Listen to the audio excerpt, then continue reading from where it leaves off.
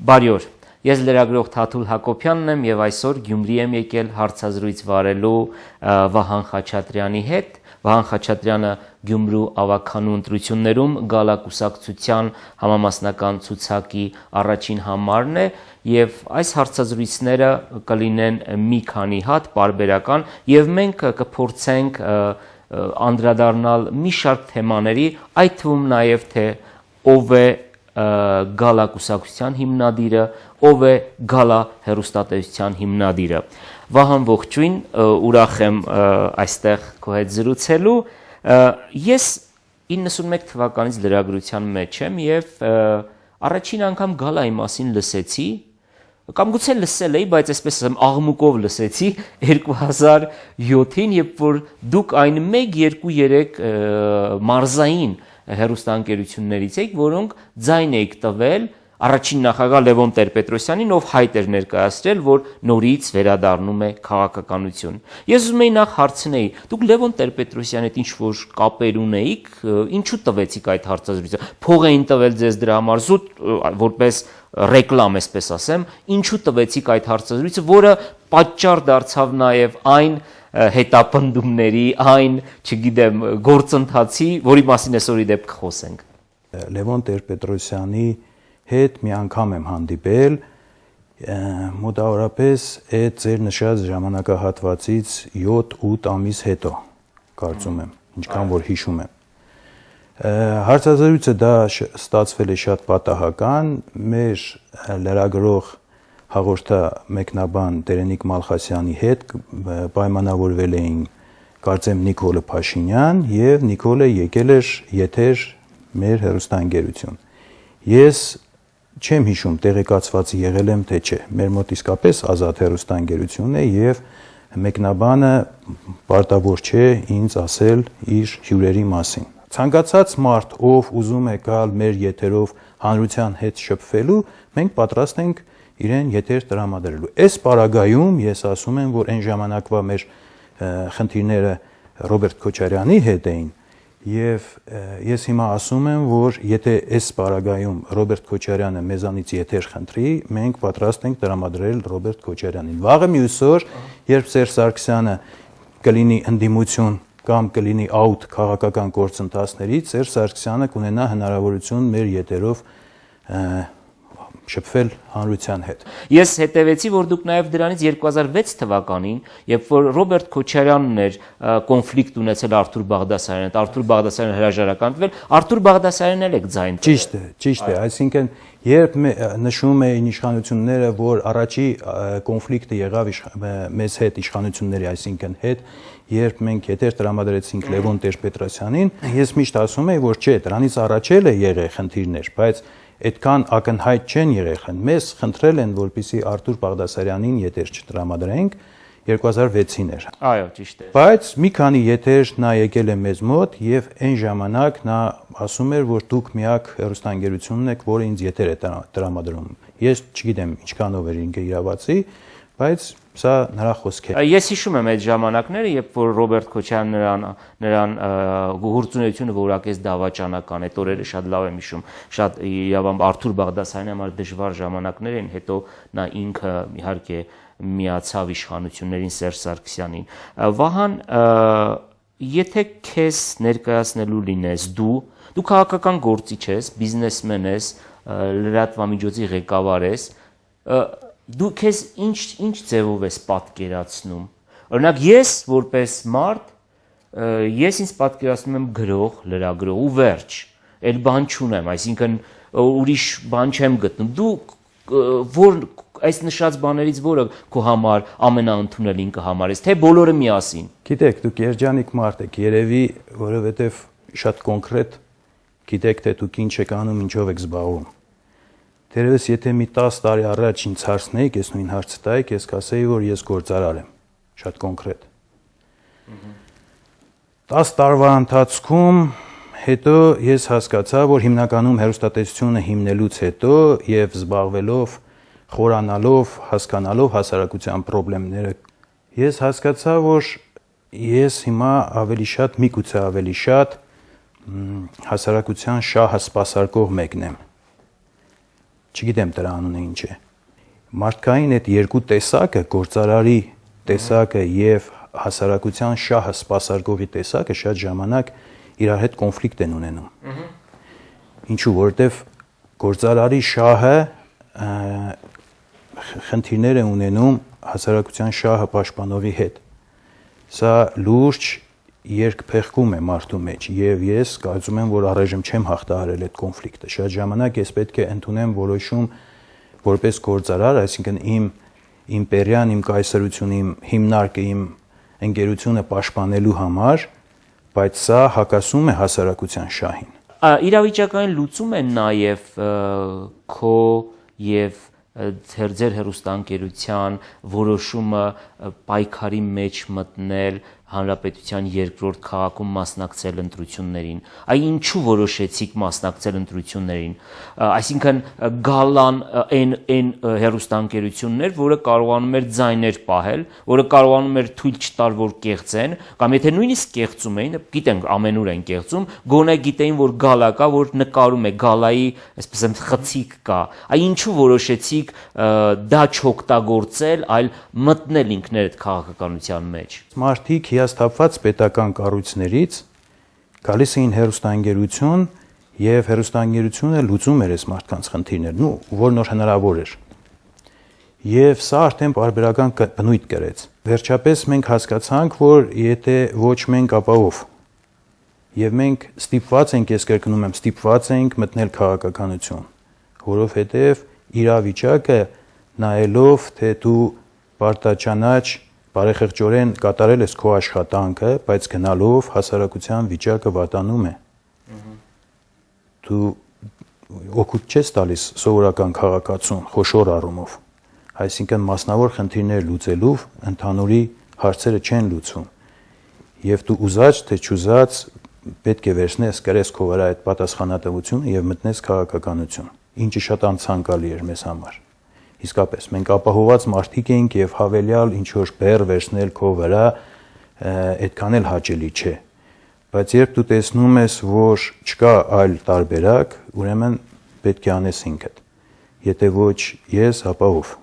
Վահան, դու գյումրեցի ես, ճիշտ է, ծնվել ես Գյումրիում, ապրել ես Գյումրիում։ Ինձ միշտ Գյումրու ֆենոմենը հետաքրել են իմաստով, որ Գյումրին կարծեք թե մի օազիս է, որտեղ հանրապետությունում, այսինքն Բաղրամյան 26-ի գծած սցենարները չեն աշխատում, տապալվում են։ Այ ինչն է պատճառը, որ տապալվում է, ինչն է պատճառը, որ իշխանություններին հաջողվում է, օրինակ ասեմ, Սևանի ավազանում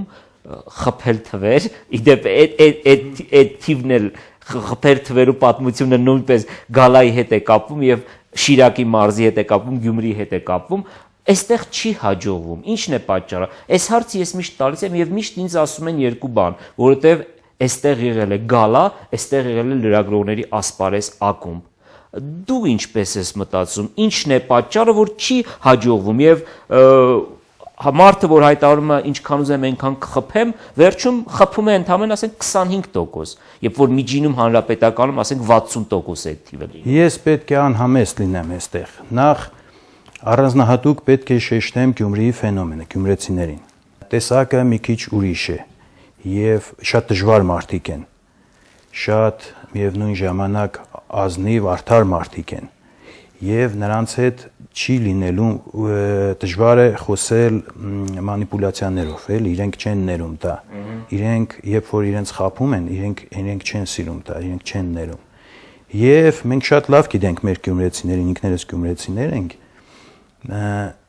Առաջինը հենց սա է, որ այլ խմորից են պատրաստված այս մարդիկ։ Երկրորդը եւս պետք է անհամեստ լինեմ եւ կարծում եմ, որ հենց ձեր նշված ֆենոմեններն են այստեղ կա գալա, որը երկար ժամանակ աշխատել է գյումրեցիների հետ։ Ամեն օր մտնում է մարդկանց տունը, զրուցում է իրենց հետ, ներկայացնում է իրողությունը։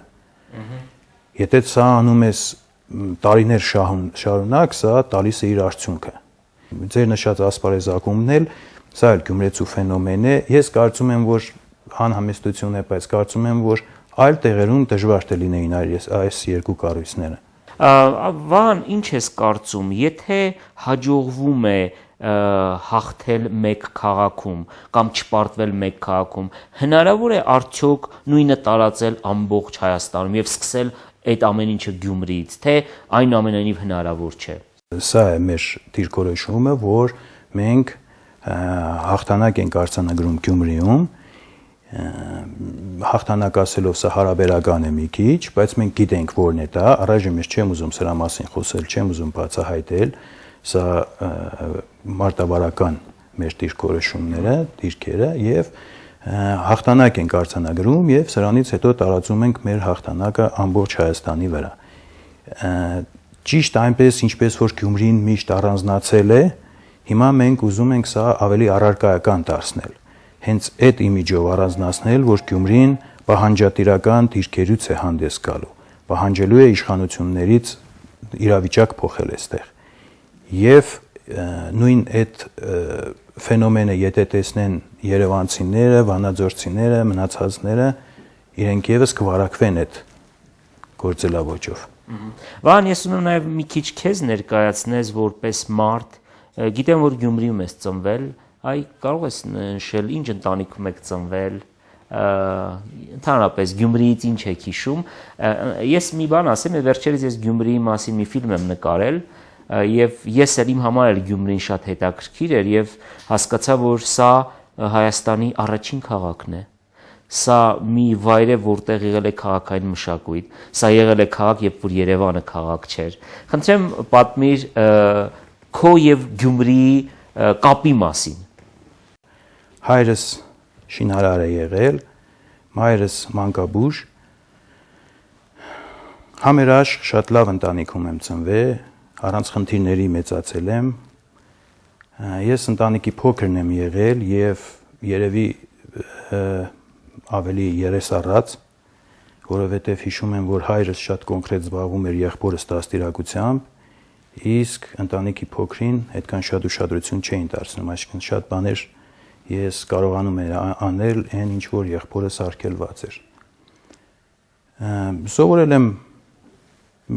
կենտրոնում հերապարակում ենք ապրել մենք Սլաբոդկա թաղամասի սկզբնամասում, սովորել եմ ռուսական դպրոցում, այն ժամանակ դա պրեստիժ էր, հա, ռուսական դպրոց հաճախելը, երկրորդ ռուսական դպրոցում եմ սովորել, համար 2 դպրոցում, շատ լավ կրթություն եմ ստացել, հետո սովորել եմ Երևանում, այդ ժամանակահատվածը, երբ որ ես ստիպված էի ուսանող լինել Երևանում, սա մի քիչ ստրես էր ինձ համար, Գյումրիից դուրս գալը, 17 տարեկանում դուրս եմ եկել Գյումրիից։ Հետո հետագայում, երբ որ ես արդեն կայացա, հետո ապրել եմ Ռուսաստանում մի ժամանակահատված, երբ որ ես հասկացա, որ ինչ որ բան ինձանից ներկայացնում եմ, վերադարձա Գյումրի, արդեն դա 1998 թվականին էր, մինչև 2000 թվականները, վերադարձա Գյումրի, որպեսզի կարողանամ, այսպես ասած, իմ պարտքը տալ իմ քաղաքին։ Եվ ինչ սկսեցիք անել։ Այդ ժամանակ էր, երբ որ ես հիմնեցի իմ արտադրությունը եւ միևնույն ժամանակ 2000 թվականին արդեն հիմնեցի արտադրող ստուդիա։ Դեռևս եթեր չունեինք այն ժամանակ։ Այո, դրանից հետո նոր արդեն 2005 թվականին հիմնվեց Գալա հեռուստաընկերությունը։ Հեռուստաընկերությունը հիմնվելուց մենք ունեինք այդ սկզբունքը, այն ժամանակ շատ ռեյտինգային հեռուստաընկերություններ NTV-ն, ռուսական, Независимое телевидение, այդ սկզբունքով ես հիմնեցի անկախ լրատվական ալիք, անկախ Գալա Գյումրիի անկախ լրատվական ալիք, այդ անվանումը դրանից է գալիս։ Այն ժամանակ դեռ NTV-ն չէր իր ակցիաները, Գազպրոմը չէր գնել այդ ակցիաները եւ սա իսկապես անկախ հեռուստաընկերություն էր։ Այդ սկզբունքով հեռուստաընկերություն հիմնեցիք ինչի համար, ինչ նպատակ ունեիք, այսինքն եկել էիք բիզնես էիք անում, հա, ինչը առիթ դարձավ, որ ստուդիան ստեղծեք, հետո հեռուստաընկերությունը ստեղծեք։ Տեսեք, այն ժամանակ ես ունեի մի այսպիսի պատկերացումներ, որ հեռուստաընկերությունը պետք է նրա համար, որպեսզի հասարակության շահերը պաշտպանի։ մի քիչ նաիվ է այն ժամանակ, ես չգիտեի թե այդ հասարակությունը ինչ գլոբալ խնդիրներ ունի եւ ինչ է քեզ սպասում, եթե դու այդ պարտավորությունը վերցնում ես քո վրա հասարակության շահը պաշտպանել։ Այն ժամանակ ես կարծում եի, որ բիզնեսը պետք է օգնի հեռուստաընկերությանը, որպեսզի դու ֆինանսական ակնկալիքներ չունենաս այս կամ այն ուժից։ Բիզնես անելով պետք է հայտարարես գումարներ հեռուստաընկերությունը պահելու համար, միևնույն ժամանակ հեռուստաընկերությունը պետք է պաշտպանի բիզնեսի շահերը, որպեսզի ոչ ոք քեզ հետ փայ չմտնի, այսպես ասած։ Այսինքն եւ դուք ձեր բիզնեսով սկսեցիք պահել հեռուստաընկերությունը, այո։ Այսպես է եղել կոնցեպցիան, պլանը այսպես է եղել։ Հետագայում, երբ ձեր նշված այս խնդիրները առաջացան իշխանությունների հետ, իսկ խնդիրները շատ արագ առաջացան, 1 տարի արդեն տարուկես հետո ես հասկացա թե ուր եմ մտել, որովհետև միայն այդ ժամանակ ես հասկացա թե ինչքան խորն են հասարակության կոնֆլիկտները, եղել է այդպիսի մտորումներ գնալ Հայաստանից, որովհետև դժվար է։ Եղել է այդ տարիներին դեռևս եղել 1-2 անգամ մտքովս անցել են։ Հետո որոշել եմ, որ չէ, դա ճանապարհ չէ, մնալ, հա։ Դա ճանապարհ չէ։ Այն ժամանակ էլ ես մտածում էի գնամ ինչ որտեղ ինչ որ բան հիմնեմ, ստեղծեմ ինչ որ բիզնես եւ դրանով վերադառնամ նորից շարունակեմ այստեղ գործս, բայց հետո հասկացա, որ դա կարելի անել զուգահեռ եւ հեռուստաընկերությունը ոչ մի րոպե չդադարեց աշխատելուց։ Վահան, Գալլան իրավամբ բրենդ է եւ շատ հետաքրքրական է, որ Հայաստանում մայրաքաղաքում գրեթե բոլոր հեռուստաընկերությունները ինչ որ ձևով ճնշվեցին։ Ես միշտ ասում եմ, որ իմ գործընկերները, որոնք աշխատում են այն հեռուստաընկերություններում, որոնք ղեկավարում են Բաղրամյան 26-ից, նրանք իդեպ շատ լավ լրագրողներ ունեն, որոնք երջանիկ չեն, որ այդպիսին է իրավիճակը, բայց իրավիճակը հենց այդպիսին է, որ իշխանությունները կարողացան։ Այ ինչն էր պատճառը, որ նույն իշխանությունները, ես հիշում եմ այդ օրերը, երբ որ թե ինչ վարչական եւ ինչ բաներ օգտագործում ձեր դեմ, Գալայի դեմ 2007-8-ին, այ ինչու հաջողվեց Երևանում, այսպես ասեմ, ծնկի բերել եւ իրենց ենթարկեցնել հեռուստաընկերություններին, Գալային չհաջողվեց։ Որն էր, այսպես ասեմ, հիմնական խոչընդոտը, որ իշխանությունները չկարողացան Գալան փակել կամ Գալան դարձնել իրենցը։ Շատ կարևոր է հեռուստաընկերության սեփականատիրոջ դիրքորոշումը, թե պատրաստ է ինքը մինչև վերջ գնալու, թե ոչ։ Երբ որ իշխանությունը հասկանում է, որ դու մինչև վերջ գնալու ես, եւ սա միևնույն ժամանակ հասկանում է հասարակությունը, մարդիկ, ժողովուրդը, եւ կանգնում է քո կողքին, իշխանությունների համար արդեն խնդրահարույց է հետագա ճնշումները։ Այսինքն ավելի խելամիտ է դադարեցնել այդ ճնշումները, քան թե գնալ մինչև վերջ առճակատման։ Վահան, այսօր Գալլան իրավամբ ունի բավականին մեծ հեղինակություն եւ Գյումրիում եւ Շիրակի մարզում եւ նաեւ Հայաստանում։ Այ ինչպես է օգտագործելու այդ հեղինակությունը առաջիկա ընտրություններում։ Քանի որ մեր նպատակներն ազնիվ են, մենք շատ այդ պլաններ, ստրատեգիաներ չենք մշակում։ Մենք գիտենք մեր ուղին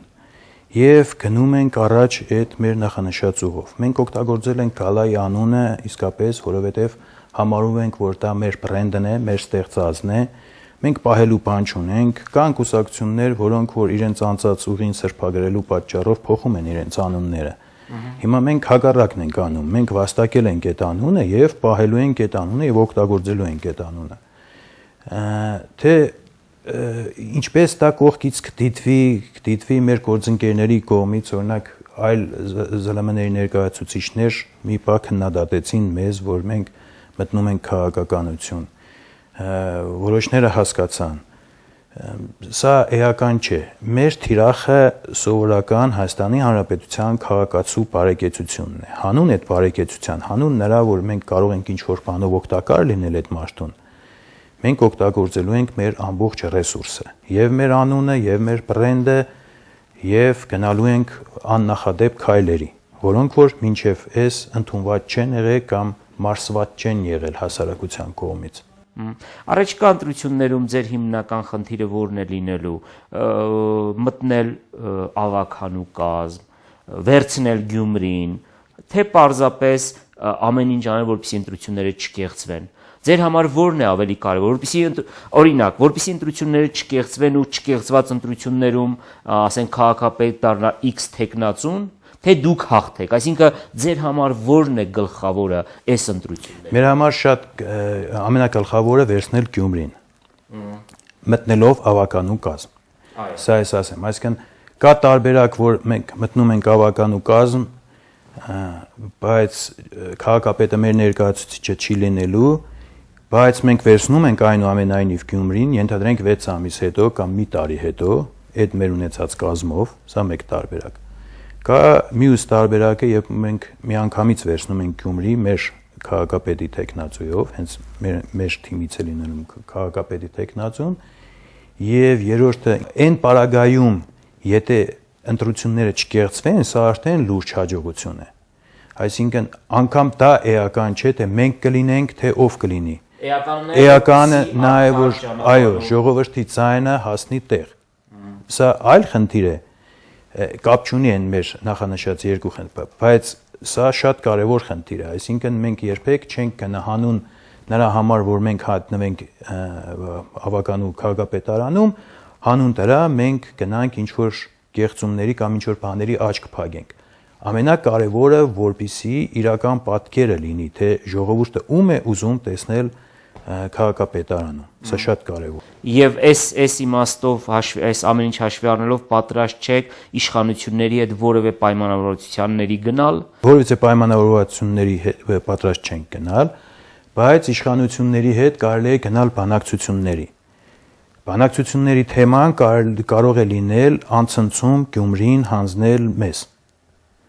Սա կարող է լինել բանակցությունների թեմա։ Սա ես պաշտոնապես եմ հայտարարում, որ